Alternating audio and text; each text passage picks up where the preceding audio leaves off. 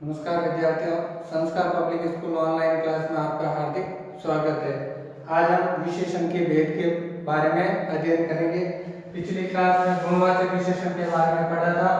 अब फिर है संख्यावाचक विशेषण, परिमाणवाचक विशेषण और सार्वनामिक विशेषण। यानी विशेषण के मुख्य रूप से चार भेद है।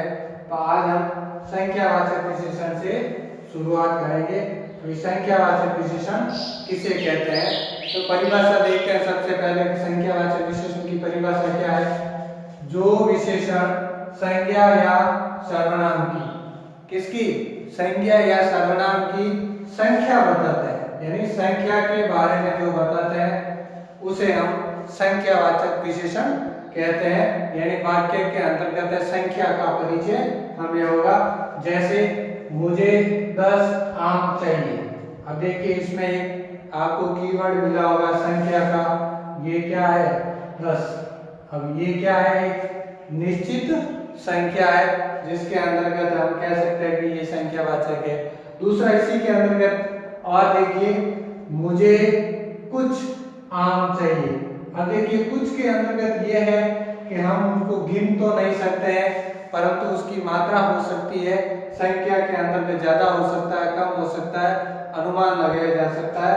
तो ये जो संख्या निश्चित नहीं है इस कारण, और संख्या निश्चित है इस कारण संख्यावाचक विशेषण को हम दो भागों में विभक्त करते हैं। यानी संख्यावाचक विशेषण के दो भेद है या दो प्रकार है। जिसमें ये देखिए पहला प्रकार आता है निश्चित संख्यावाचक विशेषण, यानी जिसके अंतर्गत संख्या है वो संज्ञा या सर्वनाम की जो संख्या है वो विशेष जो निश्चित होगी वहां पे ये निश्चितवाचक संख्यावाचक विशेषण होगा। जैसे मेरे दोनों भाई डॉक्टर है। अब देखिए यहाँ दोनों क्या है? निश्चित संख्या है। दोनों क्या है? निश्चित संख्या है। इस कारण यह निश्चितवाचक संख्यावाचक विशेषण होगा। इसी तरह अनिश्चित संख्यावाचक विशेषण, जिसके अंतर्गत है संख्या निश्चित नहीं है तो वहां पे अनिश्चित संख्यावाचक विशेषण होगा। जैसे कुछ आगे ना सामने, कुछ छात्र खेल रहे हैं, या फिर है अनेक लोगों ने रक्तदान किया।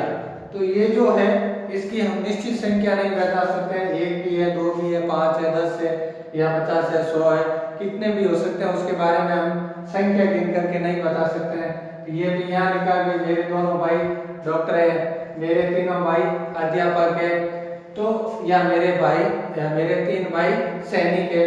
तो ये जो है संख्या के अंतर्गत है, हम लेते हैं, इसलिए यहाँ पे निश्चित संख्या है, इसलिए ये निश्चित संख्यावाचक होगा। और जहाँ संख्या निश्चित नहीं है वहाँ अनिश्चित संख्यावाचक होगा। फिर है तीसरा भेद आता है विशेषण का, परिमाणवाचक विशेषण। अब देखिए यहाँ पे तो थी संख्या, यानी गिन सकते हैं जिनको 1 2 3 4 5 संख्यावाचक है। और नीचे थर्ड वाला भेद है परिमाणवाचक विशेषण, यानी संख्या होगी यहाँ पे भी परंतु उसको गिन नहीं सकते हैं। उसकी संख्या होगी मात्रा के अंतर्गत, चाहे 1 किलो 2 किलो 1 मीटर 2 मीटर। तो ये इस तरह की 1 लीटर 2 लीटर इस तरह की जो मात्रा होगी वो परिमाणवाचक के अंतर्गत आएंगे, जिनका हम नाप तोल कर सकते हैं।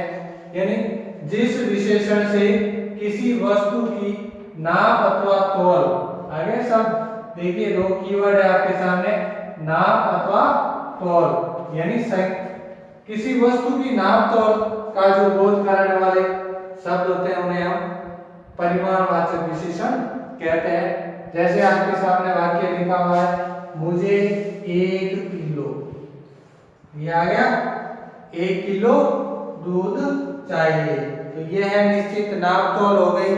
और दूसरा इसी में दिया हुआ है मुझे कुछ। अब देखिए यहाँ मात्रा निश्चित नहीं है तो ये भी है मुझे कुछ दूध चाहिए। तो इस तरह परिमाणवाचक विशेषण को भी हम दो भागों में बांटते हैं, जिसमें एक आता है निश्चित परिमाणवाचक विशेषण और दूसरा आता है अनिश्चित परिमाणवाचक विशेषण। निश्चित परिमाणवाचक विशेषण के अंतर्गत ये होता है कि कोई भी चीज होगी उसकी जो मात्रा होगी वो निश्चित होगी, चाहे वो किलोग्राम में हो, चाहे वो लीटर में हो, चाहे वो मीटर के अंतर्गत हो। जैसे मुझे 2 मीटर कपड़ा चाहिए, या निश्चित आ गई, मुझे 2 मीटर कपड़ा चाहिए, मुझे 4 मीटर कपड़ा चाहिए, या मुझे 4 किलो चावल चाहिए, या मुझे 4 किलो गेहूं चाहिए। तो इस तरह की जो मात्रा है वो निश्चित होगी, वहां पे तो होगा निश्चित परिमाणवाचक विशेषण, और जहां पे मात्रा निश्चित नहीं होगी वहां होगा अनिश्चित परिमाणवाचक विशेषण। जैसे मुझे थोड़ा घी चाहिए, अब इसमें ये तो कहा नहीं उसने 1 किलो चाहिए, 2 चाहिए, 2 किलोग्राम चाहिए, यानी थोड़ा चाहिए। थोड़ा का मतलब 1 किलो भी हो सकता है, 2 किलो भी हो सकता है, उसका हम अंदाज लगा सकते हैं, कह नहीं सकते कि ये निश्चित 1 किलो ही है। फिर देखिए अगर थैले में कुछ चावल है, अब चावल कुछ मतलब उनको गिन नहीं सकते हैं, काउंटेबल नहीं है, 1 किलो भी नहीं है, 2 किलो भी नहीं है, काउंटेबल भी नहीं है, कुछ मात्रा बताइए, ये कुछ चावल है, तो ये है अनिश्चित परिमाणवाचक विशेषण। तो आज हमने पहला पढ़ा था संख्यावाचक विशेषण, जिसके अंतर्गत हमें ये ध्यान रखना है संख्या और सर्वनाम की क्या है, निश्चित संख्या बताने वाले होंगे, जिसके 2 भेद है, निश्चित संख्यावाचक विशेषण और अनिश्चित संख्यावाचक विशेषण।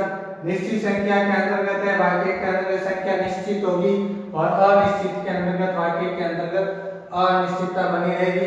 इसी तरह दूसरा है परिमाणवाचक विशेषण, ये भी है किसी वस्तु की नाप और तौल, इसके बारे में बोध करेंगे, और ये भी बोध है नाप तौल का भी एक निश्चित मात्रा के अंतर्गत या किलोग्राम के अंतर्गत हम उसको नापेंगे। इस आधार पर इसको भी 2 भागों में बांटते हैं, निश्चित परिमाणवाचक विशेषण और अनिश्चित परिमाणवाचक विशेषण।